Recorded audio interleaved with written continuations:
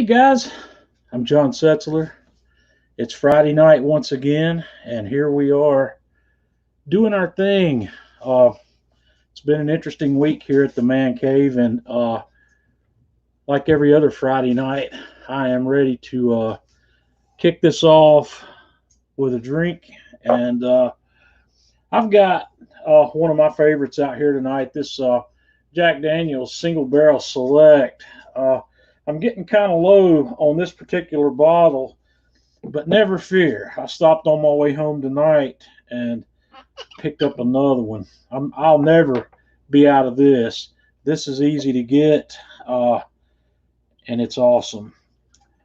I did look up last week and stumbled across this guy, which really hard to find in my neighborhood. Scott, glad you could be with us. Yeah, I've got some Eagle Rare. Luca's sitting on a couple of bottles of that for me down your way.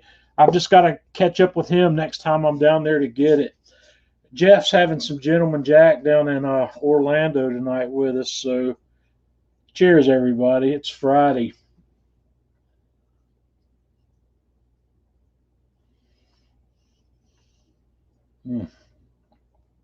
That's just a perfect way to roll into the weekend right there. Man, that's good stuff. Tanya's probably having a coffee, but Tanya's running the show here tonight. We're going to bring her on a little bit later. We got something we want to talk about. We'll bring Tanya on for that. So I didn't do much cooking this week. I really didn't, because Tanya's been off work this week, and I wanted to maximize my opportunities to spend some time doing some stuff with her and hanging out more than doing my normal routine. Tanya's off for Easter break, and well, I sort of did something. We rolled down to Atlanta Grill Company on Tuesday. We made a quick trip down to the mothership. Alan Brown, glad to have you with us from Melbourne, 9:30 on Saturday morning. That's pretty awesome. We've got people. I wonder if any of our European friends are hanging around with us tonight, because if we had Europe and if we had the UK and Australia here with us, we'd really definitely. Well, we're about on opposite sides of the globe here from Melbourne, so that's about as far away as you can get from where we are. That's a long way around there. So heck yeah. So let me get into gear here. Got a good crowd with us. We've got about 65 people or so hanging out here so far. Yeah, but I didn't do a whole lot of cooking this week.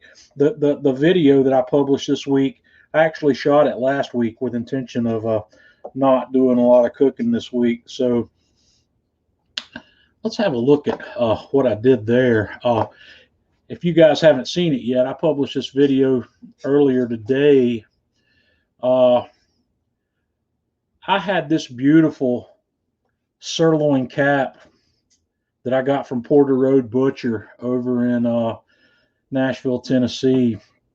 Most of you guys know that's my go-to source for really incredible meat when I want really incredible meat.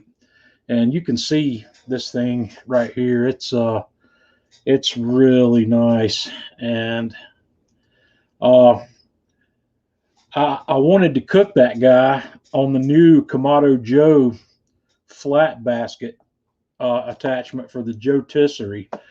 I'm pretty happy with the way that came out.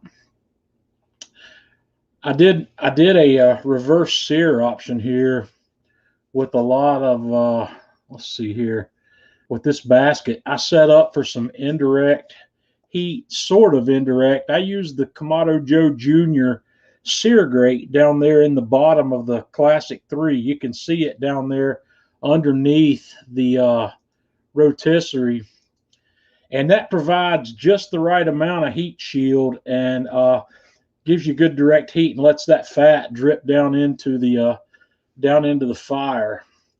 But when I got done, when I cooked that thing up to about 110 degrees internally, then I pulled it off and I wrapped it in foil and let it rest for about 15 minutes while I brought the grill temp on up. Then I pulled that rotisserie kit off of there, and I just dropped this guy down there onto that sear grate right above the charcoal for about 60 seconds on each side. And I pulled that guy off and sliced off some pieces of it, and I made some homemade chimichurri to drizzle on that. I didn't do this in a traditional picanha style, but what I ended up with here is kind of like picanha. So it's not so much the technique is, but that roast is really good. I seasoned that roast with Man Cave Meals AP Mojo. I put a nice healthy coat on that the day before I cooked it, and I wrapped it up and I put it in a vacuum seal bag and let it ride in the refrigerator for about 24 hours before I cooked it. I like to do that. You guys know I like to season my beef and pork in advance whenever I can to let that salt go to work. That is a game changer in the flavor of your meat if you salt it in advance. Let that salt have time to get in there. So David's with us from Lancaster, Pennsylvania. I don't know what the preferred pronunciation of that is up there. We went up near there. I haven't been into Lancaster. Upstate New York. Ron, glad you could be with us tonight. I see that Carla's with us and Joey, Michael, Nancy. Mark Ashby's with us. Mark's down in Spartanburg. I'm going to bring Mark on. Mark's going to come on live with us one night, hopefully. Mark has a YouTube channel, and Mark does a lot of cool cooking, and we're going to get him on here just to chew the fat with another hardcore barbecue enthusiast. So, Stephen, yeah, you very well could. When this, we're not far from being beyond this pandemic, and what I will start doing in the very near future is I'll be telling you, I'll give you a heads up of when I'm going to go down, and we can get together. We can. What I want to do the first chance I get is go down there. Jeff Ledbetter and I've been talking about going down there and cooking a meal for those people that work at Atlanta Grill Company in their outdoor kitchen. We want to go down and prepare a meal for them. I think probably what I'll end up doing is going down there on a Friday, spending the night, and then Jeff and I will cook for the Atlanta Grill Company crew. We'd like to make a meal for them to let them know that we do appreciate all their hard work. And Scott says he was at AGC yesterday. Jeff was down there today, and it's just a crazy fun place to visit.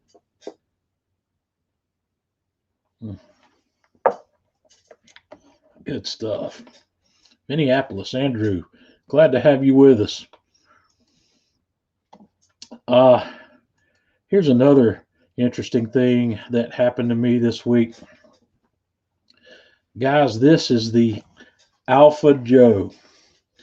This is the very first Kamado Joe that I got from Kamado Joe. 2012, I believe it was, November of 2012. It was about a week before Thanksgiving when I got this. Kamado Joe provided me with this grill. This was the first grill, if I remember correctly, that I was ever given for promotional value. And This grill has got 1,000,000 miles on it. It's one of the original Kamado Joe classics. It's got the bamboo side tables and handle, the original top vent. The only thing that's not original on this grill is the firebox and the gaskets. It still has the original style firebox in it, but it's not the original firebox. I replaced that once, and it does have a divide and conquer flexible cooking rack in it. But when I needed to create room for more grills here, I took this grill down to my mom's, and she cooked on it. She and my dad cooked on it before my dad passed away, and my mom doesn't really feel like she wants to do a lot of grilling for just herself. And through a sequence of events, I ended up letting another friend of mine have this grill.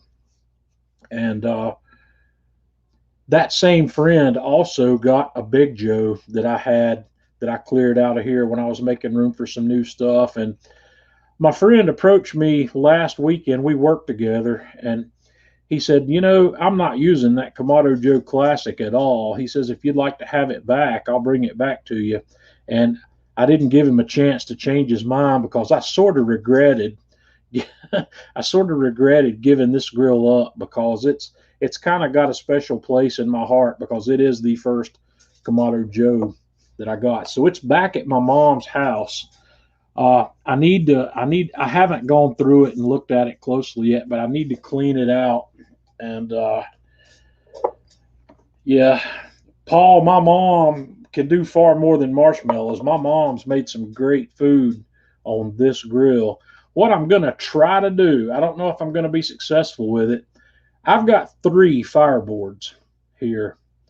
I've got the original Fireboard, I've got the Fireboard 2 Drive, and I've got the Fireboard Pro. And I think what I'm going to do is see. My mom's not into technology so much, but I'm going to see if I can teach my mom how to run this grill with the Fireboard. And if I can, I'm going to take the original Fireboard down there and show her how to run this thing. And if that works out, I think she'll go to cooking on this thing a lot more. So that was the homecoming this week. That grill came home, and I'm kind of glad.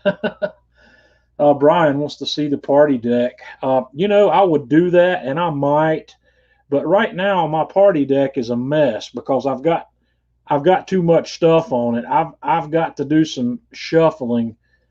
I have to move grills around out there every time I want to cook. I did get rid of the big Alpha, and I need to do some other moving around out there. And once I get that deck set up the way I want it, where I have things sitting where I think they should be, I will do that. I'll make a quick video. My deck's not as large as I've got more grills than I've got deck space. What's out there right now? I've got a Kamado Joe Jr. I've got the Kamado Joe Pellet Joe. I've got the Kamado Joe Kettle Joe. I've got the Kamado Joe Classic 2 that is in the Kamado Joe cart. I've got the Kamado Joe Classic 3. I've got the Napoleon Prestige Pro 500 gas grill, and I've got the Masterbuilt Gravity Series 1050. Those are all on my deck. I've got the Alpha 1 off the deck under the awning. I've got the PK 360 off the deck under the awning, and I've got the PK Go just sitting on a shelf, and I've got the Rock Box on a shelf.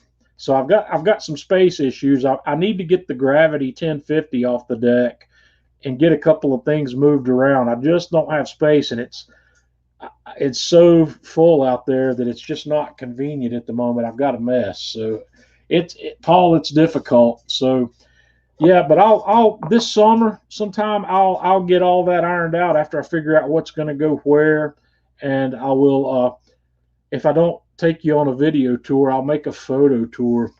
And Eric, yes, I replaced gaskets with the original type. I've never put the fiberglass gaskets on a grill that didn't come with fiberglass gaskets. Some people do it.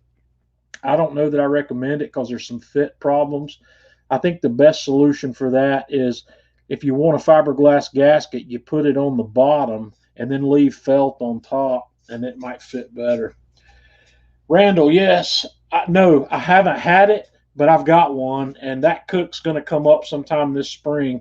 That was in my last order from Porter Road, so I've got several things, and yes, the Caribbean is still around, but the Caribbean is actually sitting inside the man cave. I'm looking at it. I moved it because I put the Alpha One wood-fired oven where I had the Caribbean sitting, so the Caribbean is actually inside right now. You see, guys, I've got space problems. I've got more equipment than I can deal with, so we'll get it ironed out soon enough.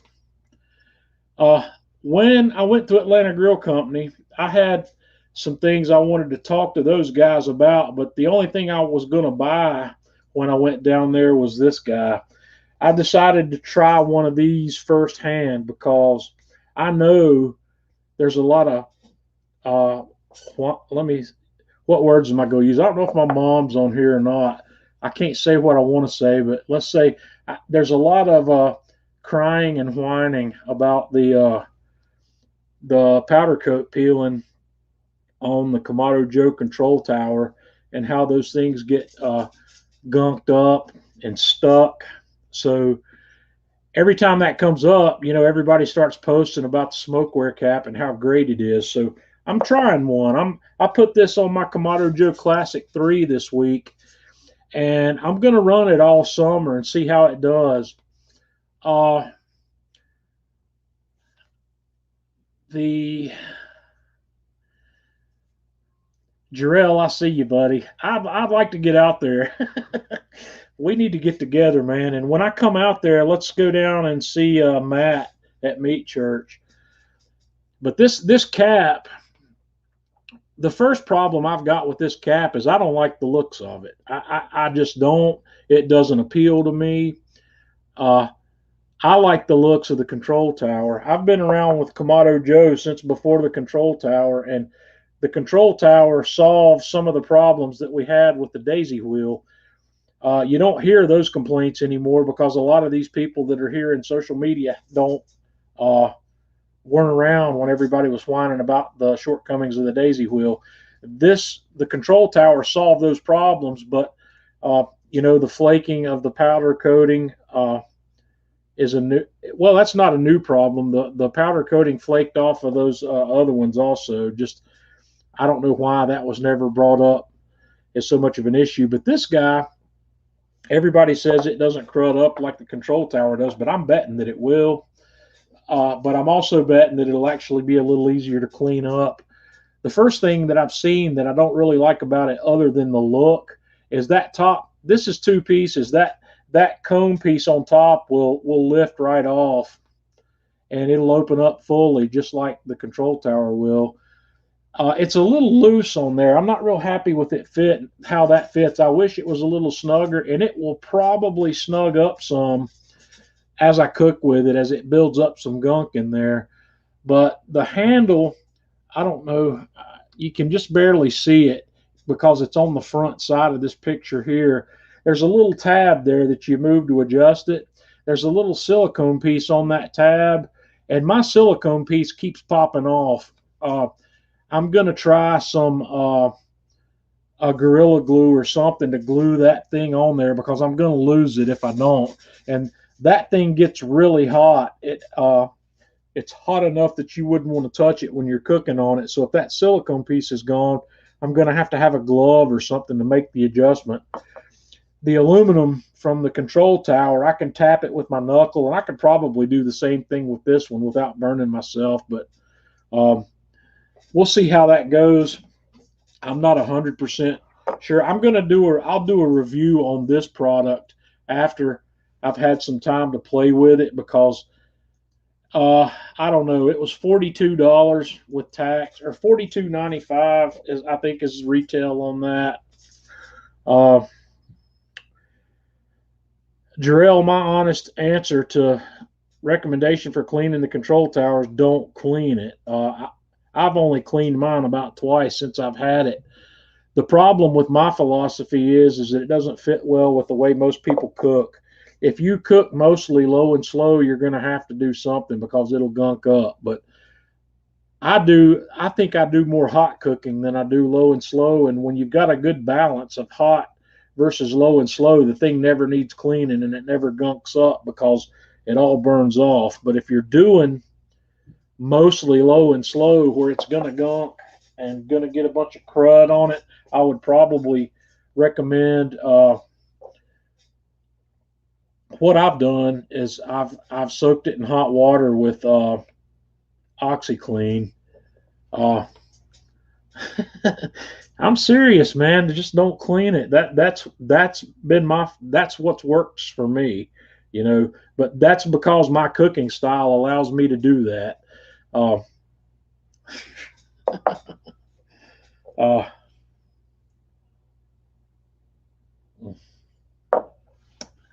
Andrew, glad to have you with us tonight. Andrew's up in, let me see if I can remember, somewhere in Canada. I don't, it's hard for me to remember where everybody's from, but I think Andrew's up somewhere in cold weather country. So, let me run through a couple other things I wanted to look at here.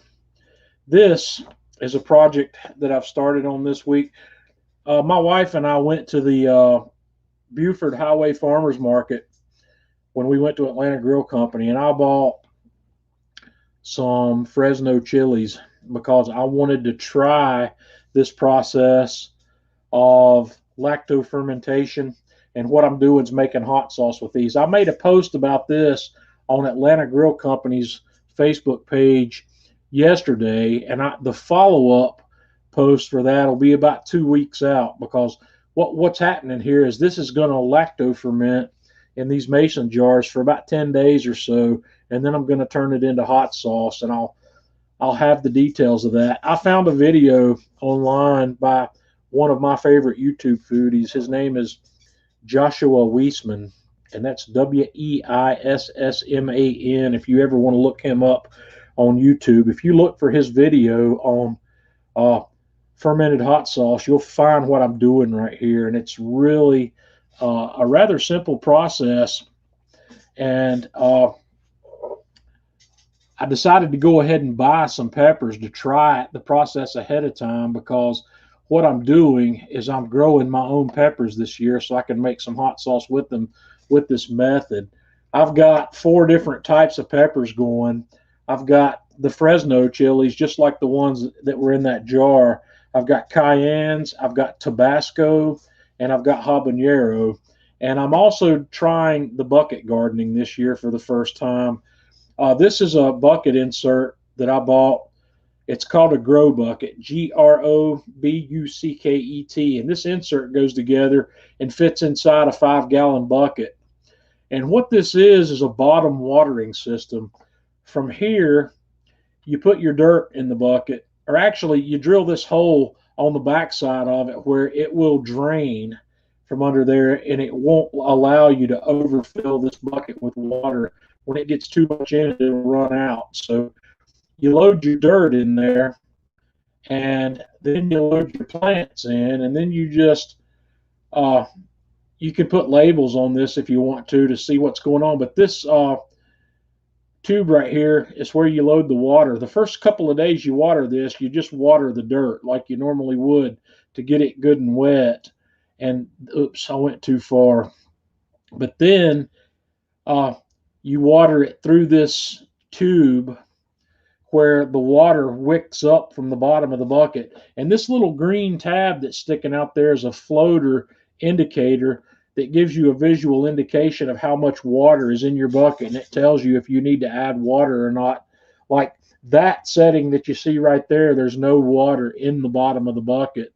But I did the final watering on these today and then filled up the bucket, and that green tab sticks up about 3 or 4 inches out of there when it's ready to go. So we're going to grow hot peppers in these buckets this year. I've got 12 buckets with hot peppers in it, and I've got one bucket I'm trying to grow some dill in, and we're going to see how that goes. I've never been really successful at growing dill.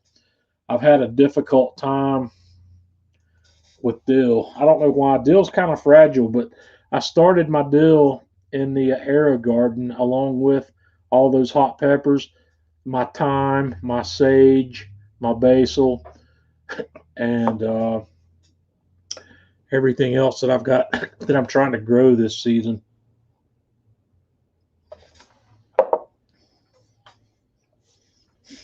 Levi, you know, that's a topic that gets me in trouble every time I bring it up. And my wife, she's running the board, so she tossed that comment up here for me to see.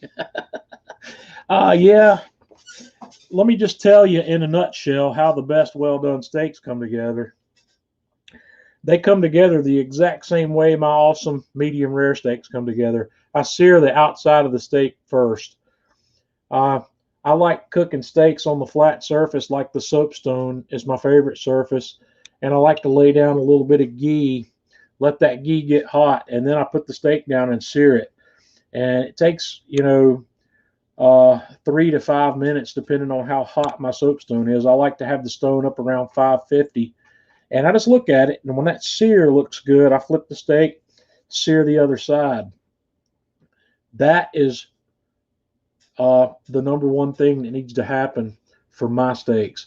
I want that sear to be beautiful. And when that sear gets where I want it, I take the steak off of the direct heat, move it to the other side, indirect heat, and use indirect heat to bring it on up to temperature. And when my wife's steak gets up to about 158, I pull it off and wrap it in foil and let it rest for 7 or 8 minutes. And that thing cruises right on up to about 165. And it gives me what I consider to be the best option on a well-done steak. It's as good as it's going to get doing it that way. So, yeah, that's where we end up. So, yeah, Paul, I grew up eating well-done steaks too, because that's the way my dad cooked them. I didn't know any better, or I didn't know what my options were until I got out on my own.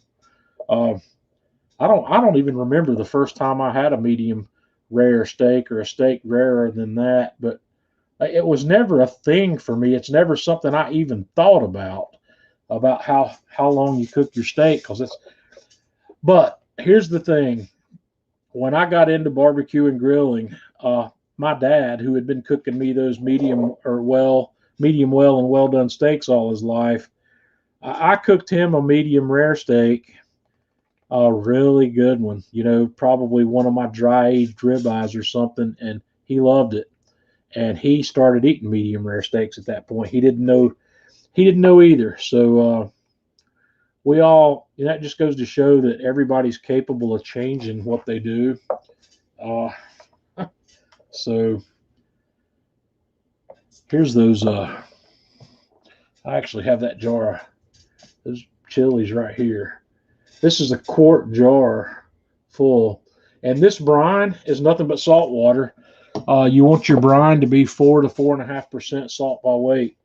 So, yep, you're going to get your kitchen scales out if you want to do this. Or if you want to do it consistently, you need to do it with a kitchen scale. So, what I promised you I was going to talk about tonight was chicken wings. And I've been learning a lot about chicken wings in the last couple of weeks.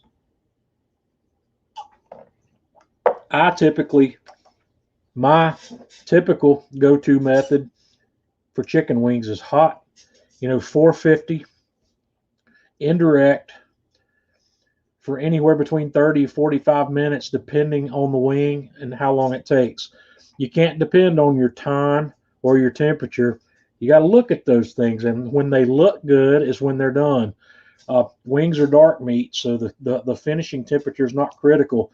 A chicken wing can handle 200 degrees. It can handle anywhere between 160 and 200, depending on how you want the exterior of that chicken wing to turn out. I've been playing with the Kamado Joe basket.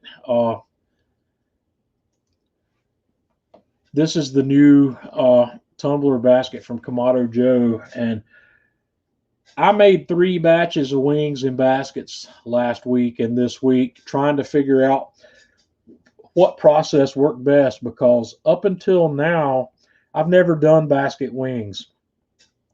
I have balked at the idea of doing basket wings because I just don't see how they're going to be better than what I do my own way.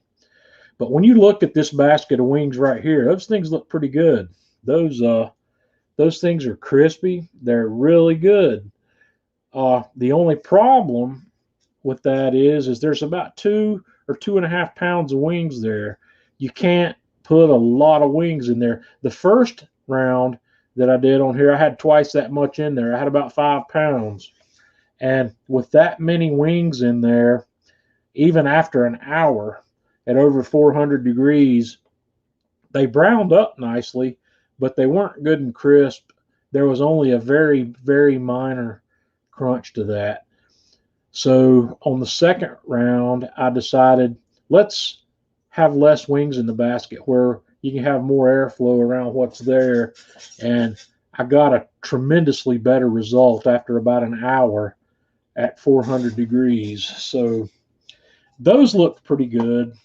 There's still some room for improvement there. So earlier this week, I decided I'm going to try something that's a little outside the box. I fired up my Classic 3 with a good bit of charcoal in the bottom, and I used my accessory rack to elevate my heat deflectors a little bit and put the grill grates up on the top level.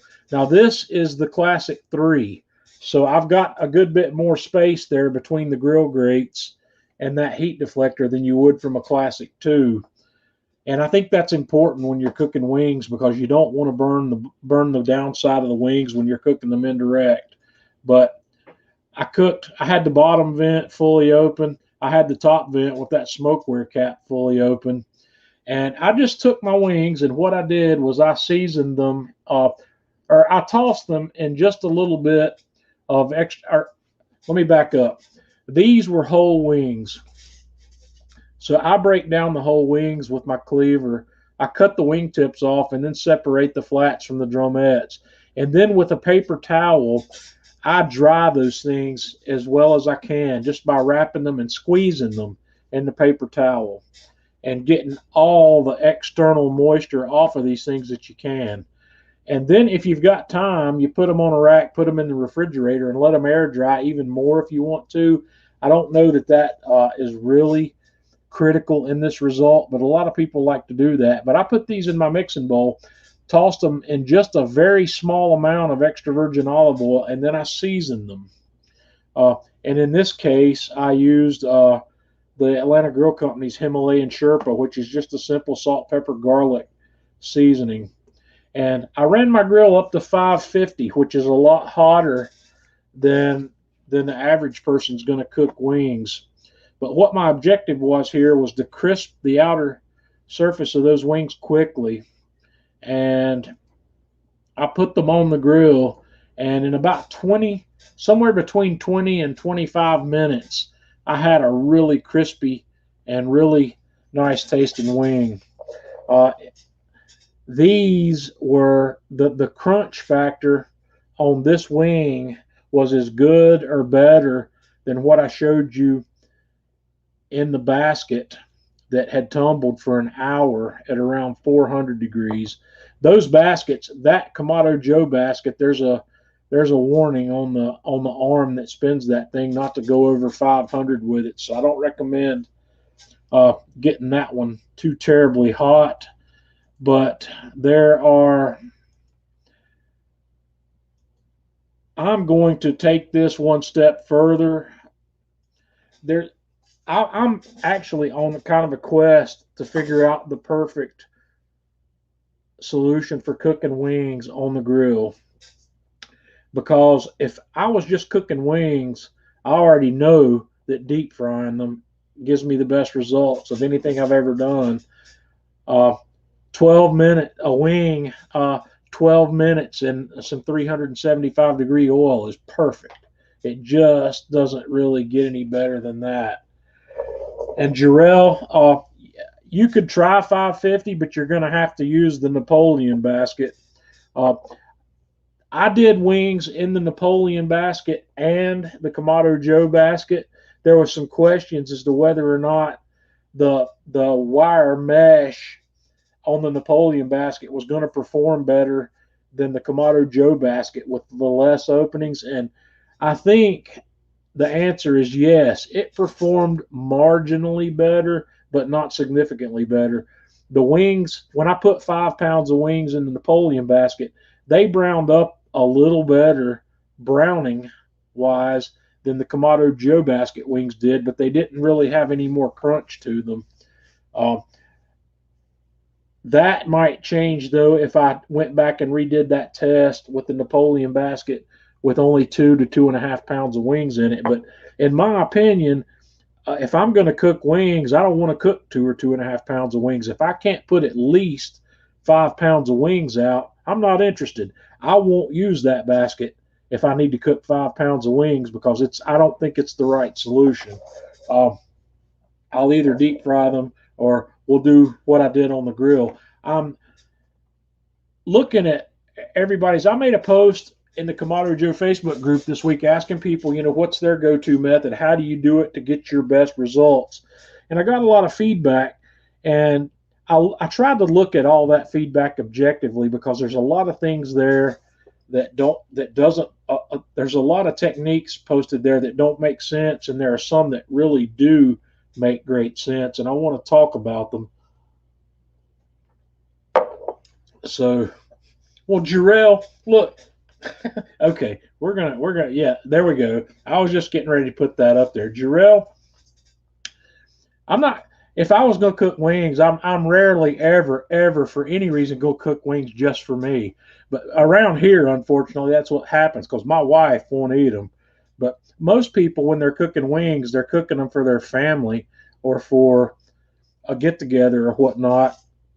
And 5 pounds of wings, what, you've got 4 people in your family. If you were going to feed your whole family wings, is 2.5 pounds. Well, if you're going to serve something else with it, yeah, 2.5 pounds will get you by. Give everybody 2 or 3 pieces of wings and something else. But if you're going to have a wing party, for the game or whatever, you need to do 5 pounds or more, even depending on how many people you got showing up. So, yeah. But anyway, one of the things that keeps coming up is people talk about they toss their wings in baking soda, baking powder, or cornstarch, and the idea there's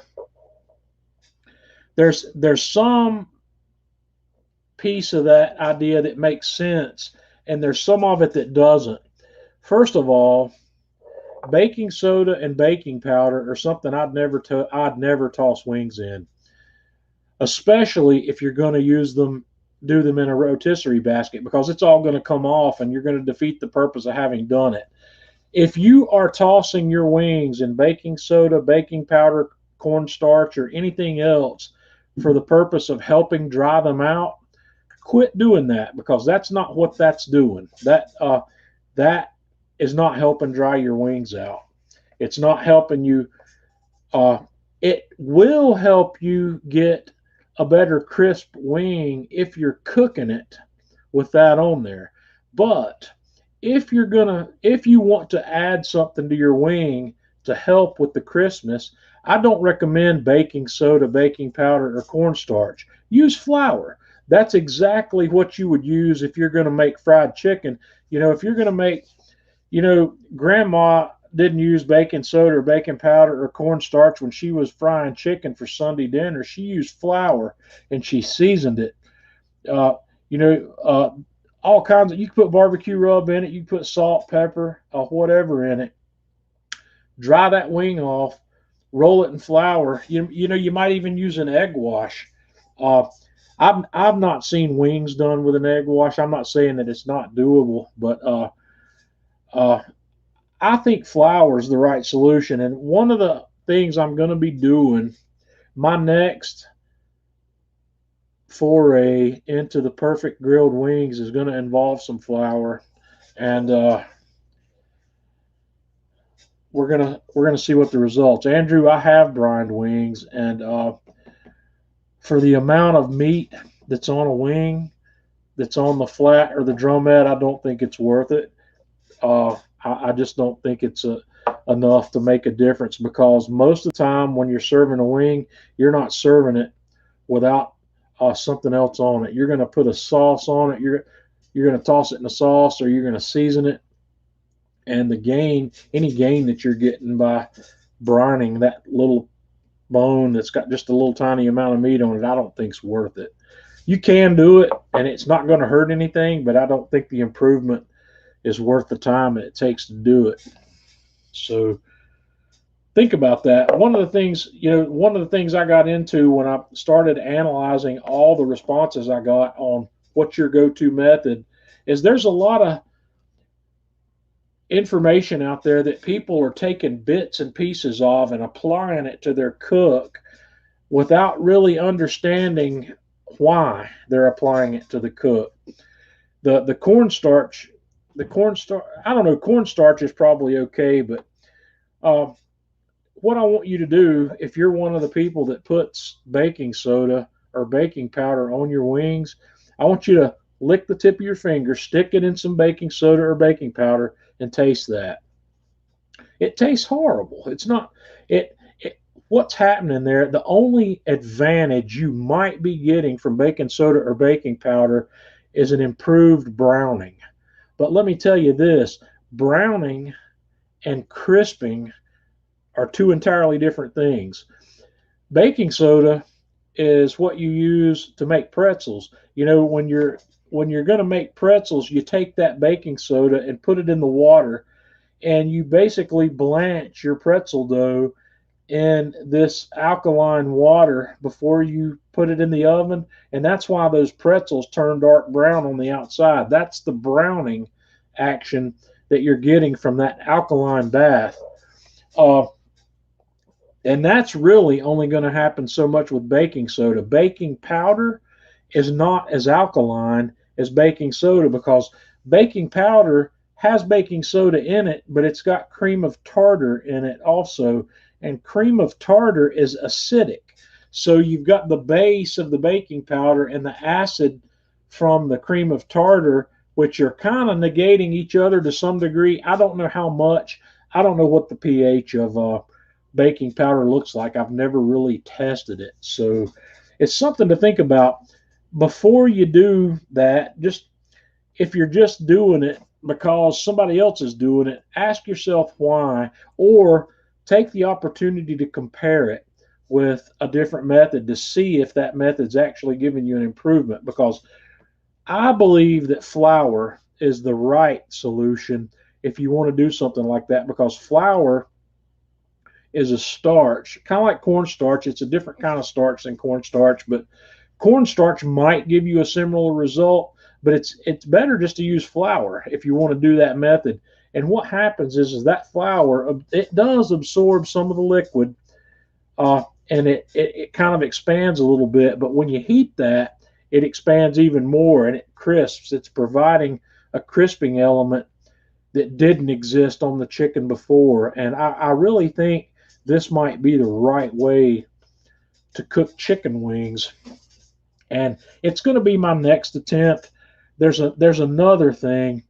Unfortunately, I know that most of my fans here, most of the people who are here are Kamado cooks.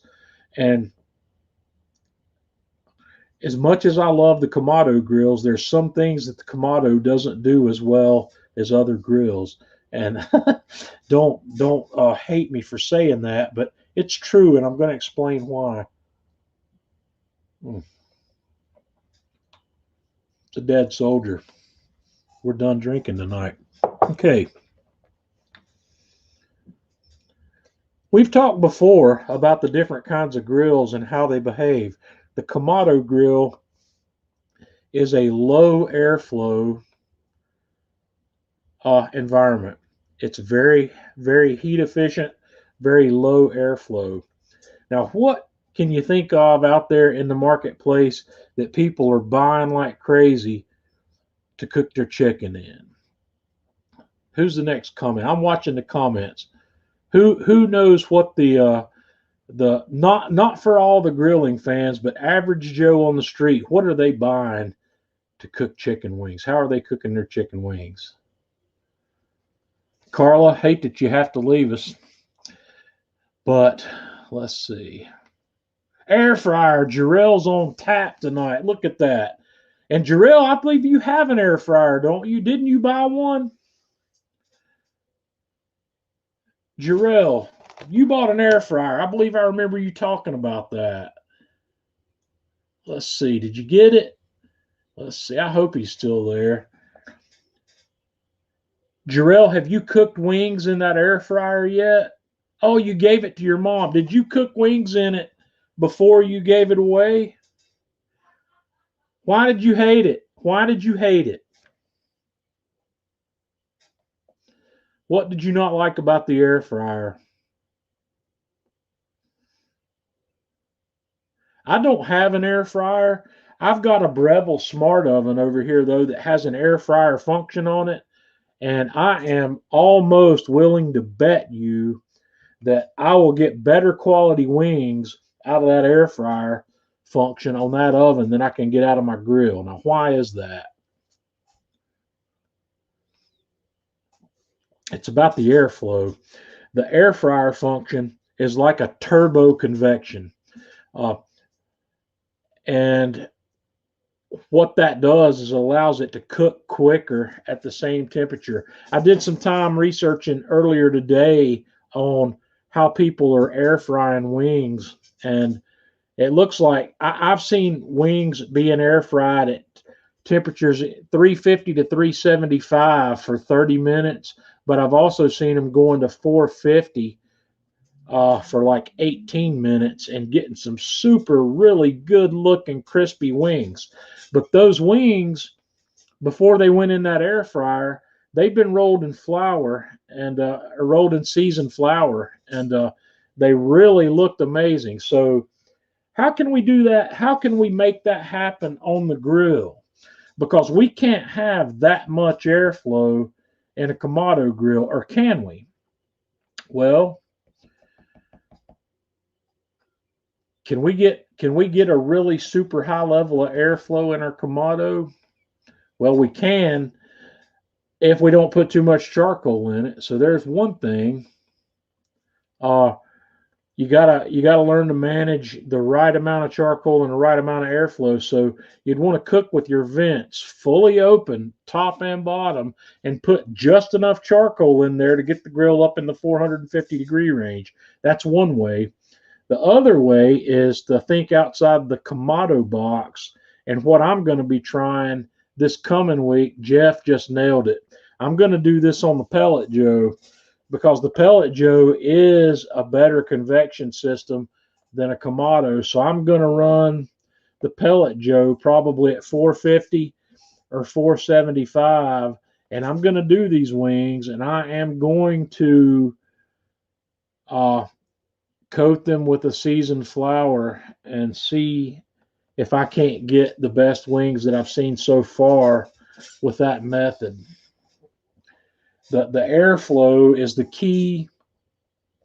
I'm gonna, when I buy my next next batch of wings, I'm gonna divide it up into small pieces. Also, Jeff, talking about the Pellet Joe, I'm gonna do it in the Pellet Joe, but I'm also going to use my classic extender grate, because in the Pellet Joe you don't have but about this much space between the grill and the heat deflector, and it will burn the crap out of the bottom side of the wings cooking them that hot. So I'm going to put them on the extender rack, and I might even put a heat shield underneath it, because I don't want to burn them. But I think the Pellet Joe is going to produce way better wings than anything I can do on the charcoal side. So Terry Ryan, glad you're with us tonight, Terry. Terry's done some amazing stuff on the Pellet Joe. I've been watching everything he posts about it, and he's working that grill really hard, and he says it works good. So Jarrell wants to know about hybrid cook methods. Jarrell, I've already tried that, and uh, I'm a big fan of smoking the wing at 225 for about 30 minutes, and then going for 8 or 9 minutes at 375 in a deep fryer to finish it off. That does make a really good wing, if that's what you call the flash method. Uh, it's still mostly coming. The problem is you lose some of the smoke to the deep fry. If you have to have smoke, I don't know. There's just That's the only hybrid method I've tried. I haven't tried any other two process method other than smoking and then deep frying it. Uh, Andrew, I haven't done wings on the kettle yet. The kettle might work. Uh, I don't know. I'm still testing that kettle Joe on the low and slow side. I don't think the kettle Joe is going to have any issues whatsoever with direct grilling or high temperature cooking. Um, I'm focusing most of my testing time with Kettle Joe on 300 degrees and below because I want to see if I can make it behave more like a Kamado grill than a kettle when I want it to. So uh, that's that. We'll see more about the Kettle Joe in the future. I've been working on writing up a review on it, but I got to wait until the production model comes out because I'm being told that the model I have here is pre-production and that there are a few changes with the production model, and some of those changes are probably going to influence my opinion of that grill, hopefully for the better. There's a couple of things with what I have here that I want to see changed, and I don't even want to talk about them until the production model comes out because hopefully it's not an issue on the production model. So, you know, we'll Paul's doing some sous vide. Just got my first Anova sous vide cooker to help me reheat steak without overcooking the steak. What else is the first thing I should try? Well, that's about all I do with my sous vide. I gave my mom a sous vide circulator because when I give my mom my leftovers that are in vacuum sealed bags and frozen, I've taught her how to reheat them. And I use my sous vide for reheating more than I do for cooking.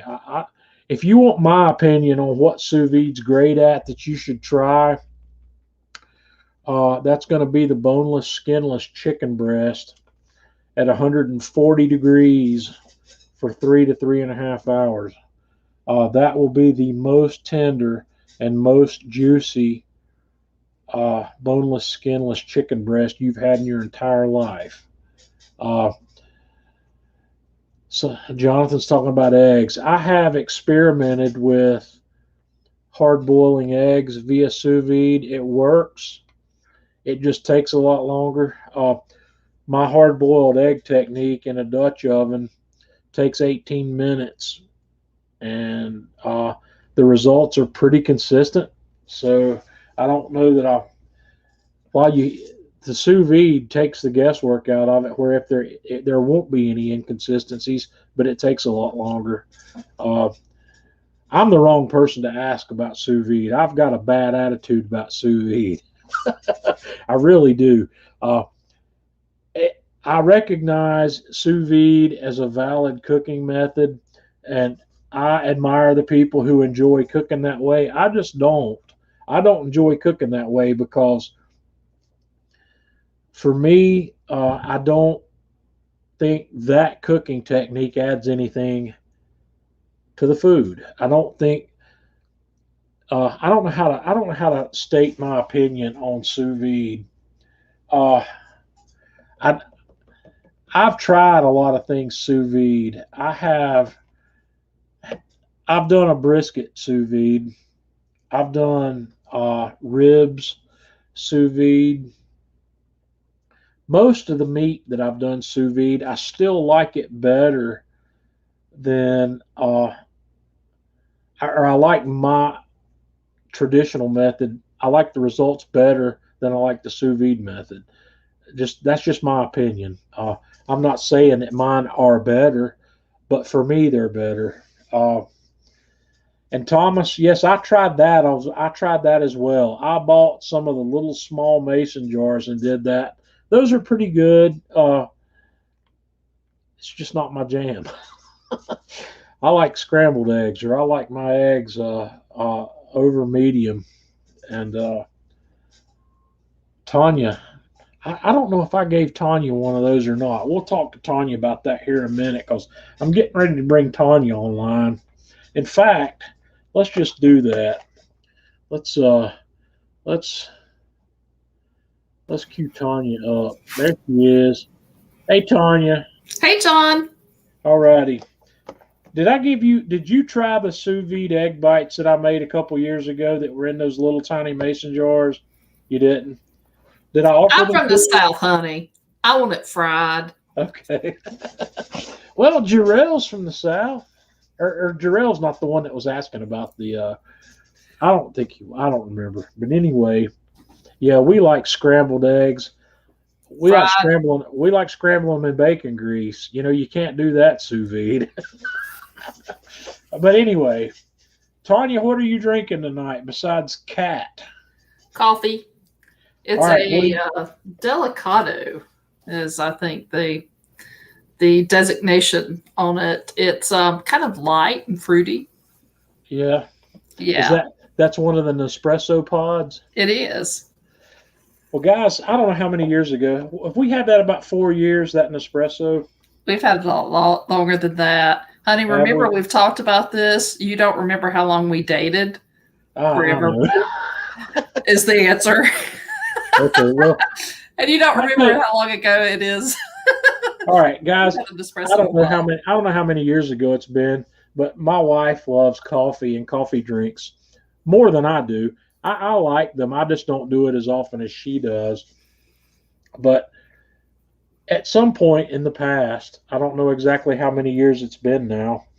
Uh, she showed me this coffee maker called the Nespresso, and this thing's kind of cool. You know, it brews the coffee and it'll add the milk to it based on what kind of drink you're making. It'll froth the milk or steam it and add it right to the cup. I said, that's cool.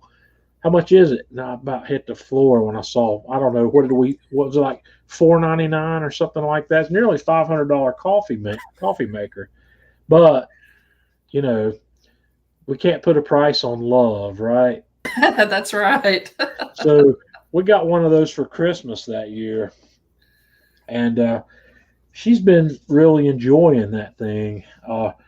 It it uses these little pods. It's not a K cup. It's Nespresso's own version of the K cup. It's a little aluminum pod that's got coffee in it.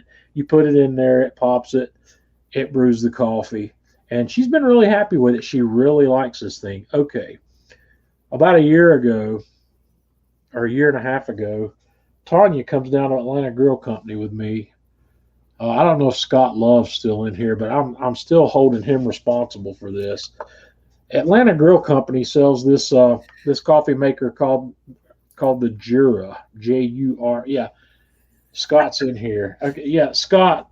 Yeah, Scott. I'm still blaming you for this, but Scott made Tanya a coffee drink of some sort on this Jura. I wasn't really paying attention because I was talking with other people doing other things. Tanya's over there getting a cup of coffee. Okay, well, all the way home, we talked about Jura. We talked about this coffee. Scott. Scott hadn't shown up down there at Atlanta Grill Company the last couple of times I've been down. I think he knows why now. So anyway, Tanya went to Atlanta Grill Company with me on Tuesday, and we looked at this thing again, and we talked about it all the way home again, and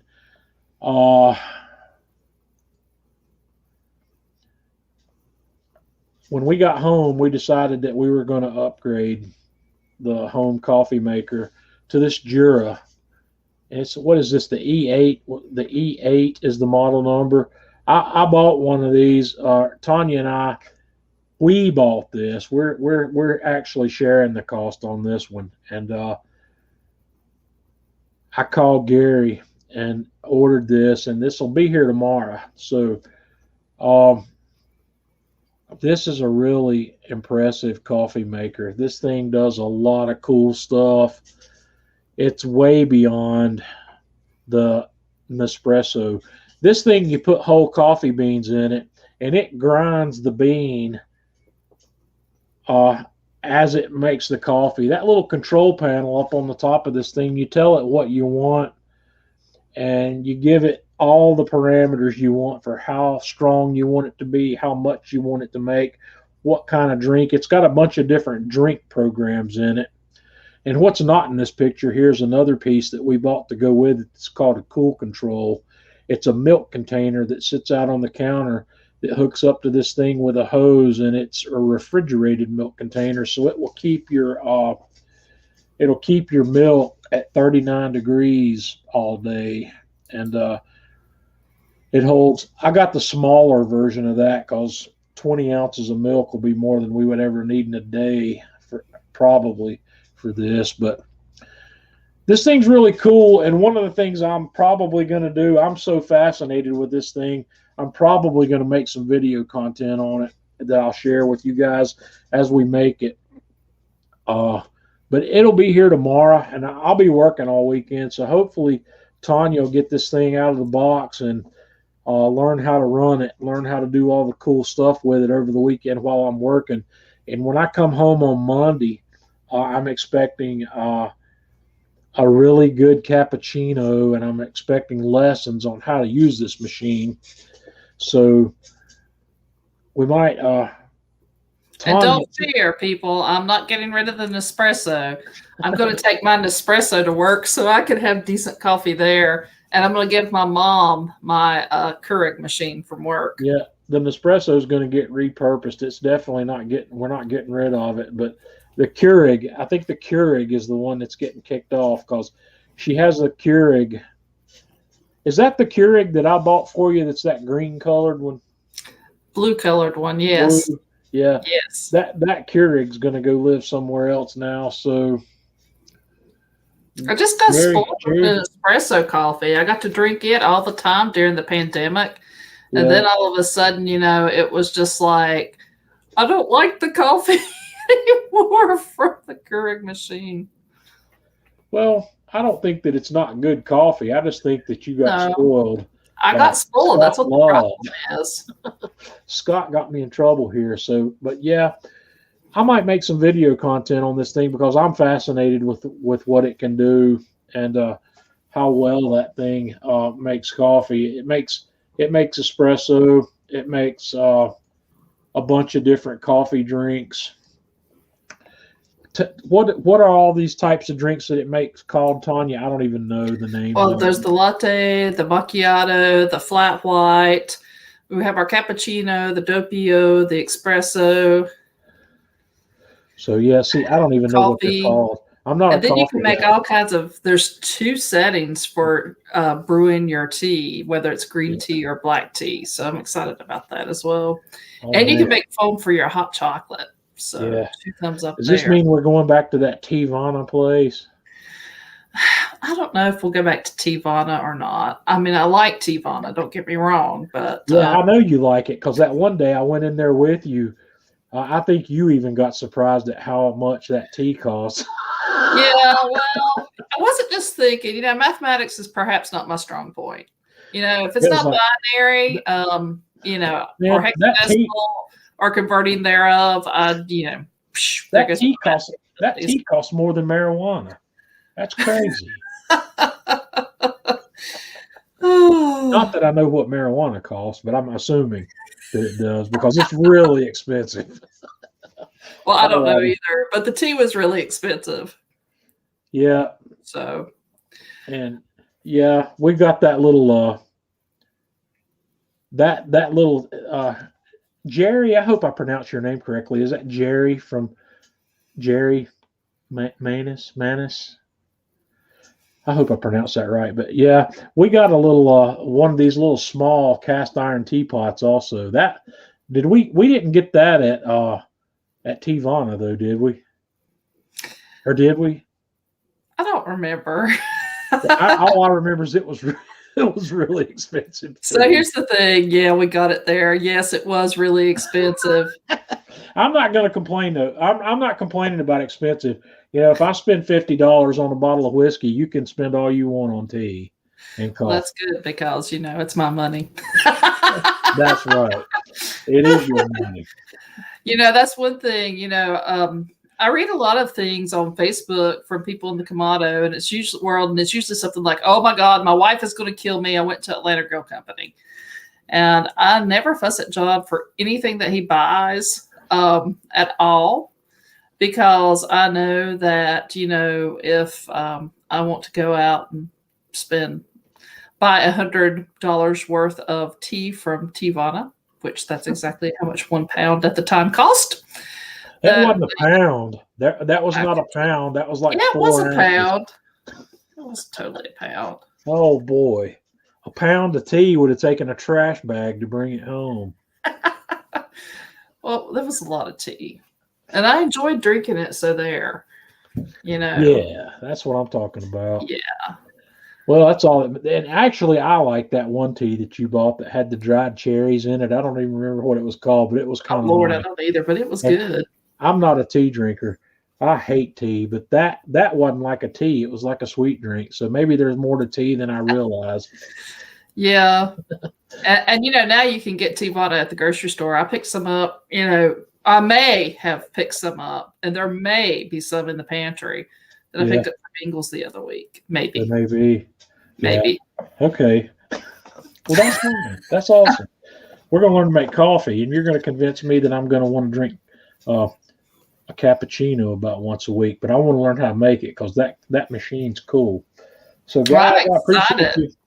Yeah, I am too. I went to the local coffee shop, and I was like, "Woohoo! Wall of coffee beans, come and talk to me." And I picked some up. Yep. Jeff, Tanya's the same way. She doesn't complain when I'm doing the cooking, not one little bit. So, guys, I appreciate you hanging out with me tonight. We're running a little over. I still try to keep this thing at an hour and not go too far over that. But next week, I don't know what we're going to talk about either. I want to get back. I want to do that steak roundtable thing that we couldn't do last week, but I need to work that out where I make sure that we have people here and make a roundtable. I didn't realize that was going to pan out the way it did. We'll get that sorted out. I'm working on a couple of other guests. We'll see how that works out. I really enjoy it when we can have a guest on here. So, and I want to give a shout out to Eric Smith because he told me, "Hey Tanya, we bought a slot dog thingy, and that's good hot dog." That's the truth, brother. It is, man. We got slot dogs. Man, slot dogs is the only way we do it. Maybe we'll do hot dogs one day this coming week. I haven't cooked any in a while. So that's true. Just make sure you have some divine chili and some of the transcendental pimento cheese. Well, the pimento cheese can come together quickly, and I've got some chili in the freezer from the last time we made it, so we're all set on that. And I don't think there's anything else. I think that's it's the next big thing. Hey, here's a suggestion. Yeah. Yeah, maybe. I could. I'll have to think about side dishes because I've got a little collection of side dishes and videos, but yeah, maybe we can talk about side dishes. I'll have to think about how that's going to flow in a live stream. Talking about. And Andrew, by the way, if we ever do get to Canada, we'll look you up. Yeah, we're going to get back to Canada. We've only been up there once. We went up to Niagara Falls, and I want to get on up into Toronto next time we go there. So, Well, I have to do some exploring because I have 2 nephews, and I promised them a senior trip. Nephew 1 is like Japan, so I'm learning Japanese now. Nephew 2 is like, I don't want to fly, Canada. You need to knock that cat off the table. Look at that. This is my bestie. All right, guys. Will not appear in any videos for John, but you notice she has no problem coming up here and being with me on every video. Hemingway used to come down here and get on this bar every time I was shooting video, and he hasn't done that.